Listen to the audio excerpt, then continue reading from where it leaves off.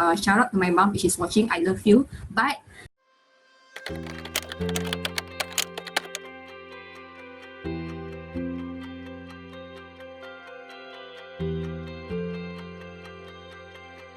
Hi everyone, I'm Samantha and I'm 23 this year. Hi, I'm Ivan and I'm 25 this year.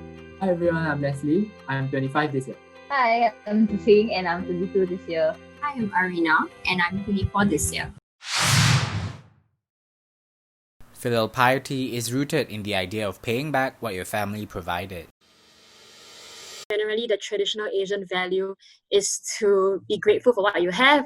饮水思源, so like give back based on what the source of the water has been giving to you. And in the same way, I think because our parents had the expectations from their parents, in the same way they also have that kind of expectation on us. I think ultimately, filial piety is rooted in the fact that you feel something for your parents, and no matter whether they provided for you and how much they did for you, and as family you really have to do what you can for them. Okay, to be honest, my father is a bankrupt, and he went into bankruptcy during my primary school days. And even though he's a bankrupt, he always tried his very best to tell me to just study. Don't worry about fees or anything. I will still try to find money for you.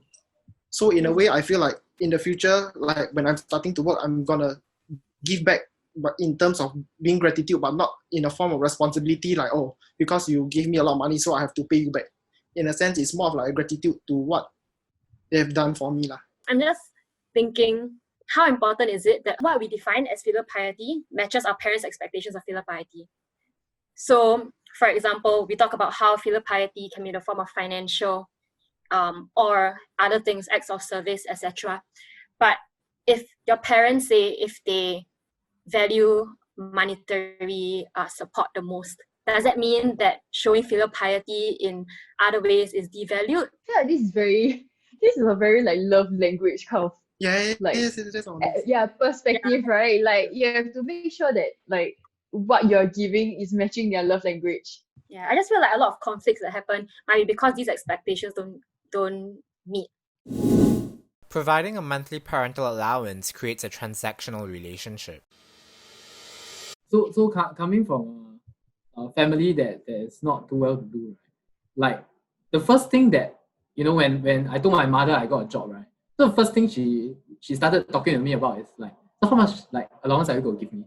So like and actually, I mean I can't help but be annoyed a bit, right? But I actually totally understand, because like financially she hasn't been very secure, and she still has to work now as a hawker.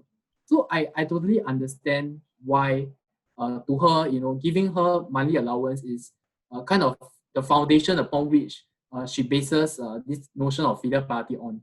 Having understood that, right, I don't see it as transactional.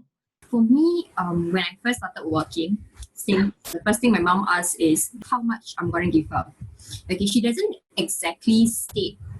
Okay, she did state the price, but somehow I negotiate with her, and because I tell her, look, I'm only getting this amount. The CPF, there's still bills that I have to pay. Shout out to my mom if she's watching. I love you, but at times I do have to admit that it may be difficult, especially when you're in your 20s. You have things that you want to save up on, you have things that you want to buy, but you can't throw away your duty as a child, to give your some part of your allowance to your parents. I think it also depends on, number one, family dynamics. Number two, who initiates this form of paying back. So for me, it was my parents who initiated it. I would have done it otherwise, but right from the get-go, they were very clear on how much percentage they wanted. I mean, I think the fact that we even got into the stage of negotiation already sounded quite transactional. Yeah. And I felt quite uncomfortable because it's supposed to be a love language, but then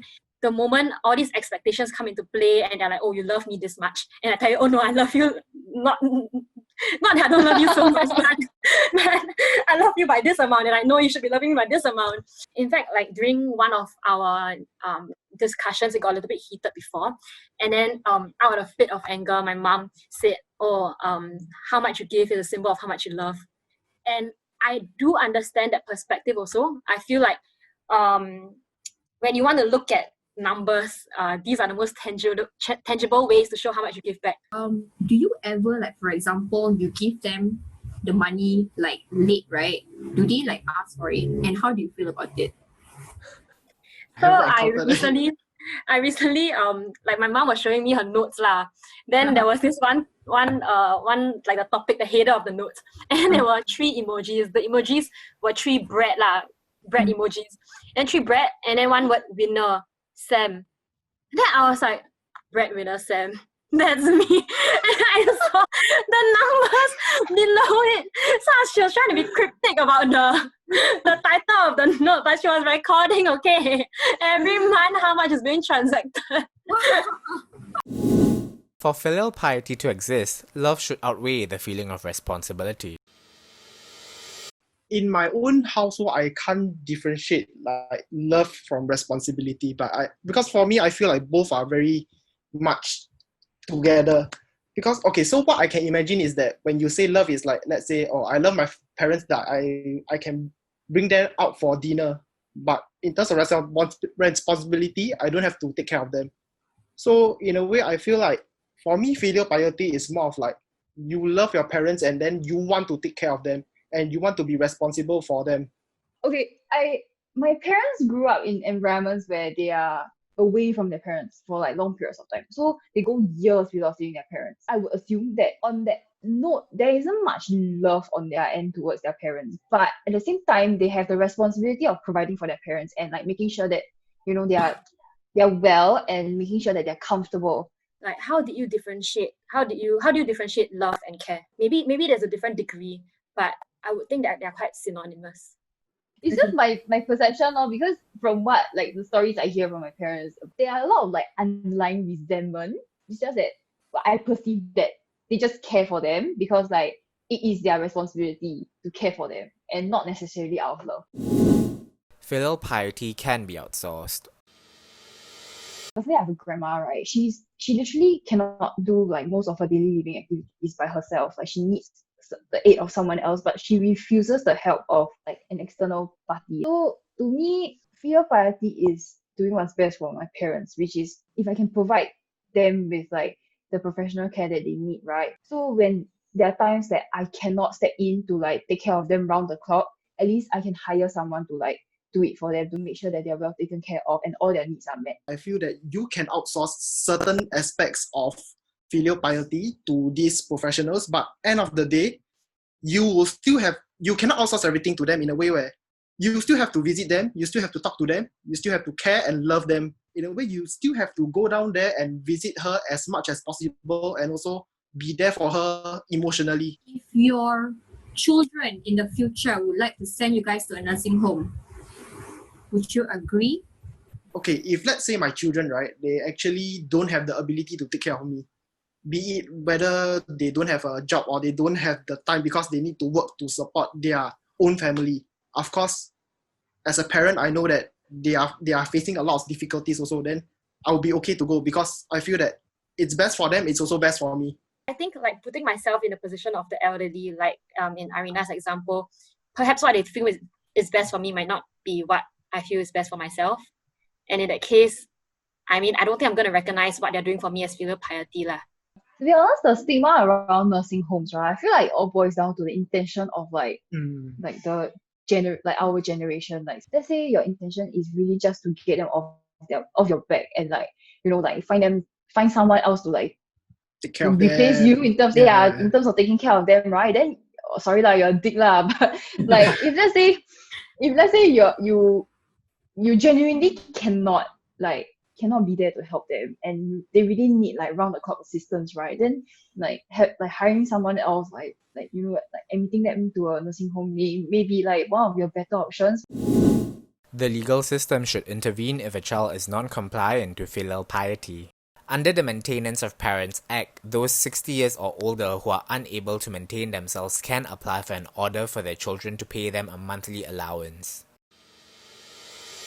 I'll say that my stance is that this legislation was enacted as a social safety net, which means that really nobody hopes to use it. No parents will hope to use it. And I think that if a child was forced to, be compliant only because of this law. Sorry, you're a fucker. Yeah, so I also somewhat agree because I was thinking, if in the future, right, my children is going to do this to me, a very, very good thing for me to use this against them. So, I mean, it may not be the best way, but imagine you are the parent and you don't receive any kind of support because your children abandon you and probably you never do anything wrong towards them as well. Okay, so I think it's just nice to know that they have something that is able to help them. So if let's say I have to get the government to ask my children to pay me money, even if I get the money, I don't think I will be very satisfied because end of the day, you are doing it because the government wants you to do so. It's not because you actually love me. That's why you are giving me the money. So in a way, I would rather that my relatives step in to actually talk to the child and also talk to me, and then we come together and have a conclusion, or we get some help from, let's say, external parties like the family centers to come and try to mediate this problem. Actually, more so than the law, right? I would think that we will rely on the media to actually act as a form of social justice towards our kids. Because I mean, ultimately, especially we are social media savvy, and I guess ultimately media perception and media influence together with like culture and all, right, it will really pressurize our kids. Right now, we're all assuming that the parents did their job, like they're all good and responsible parents. But what if it comes to a situation where the parents didn't do a good job, or they didn't take care of the child the way they should? But because of this law, they abuse this system. But I think when parents abuse the system, I believe in our government system or law system that they will actually review the case first. #trust. Thank you for watching this episode. We hope this episode has shed a little light on how Singaporeans navigate this pretty touchy issue. As everyone's situation is different, we would love to hear your experience about this topic. Be sure to subscribe to SG Layers for more relatable content. See you next Monday.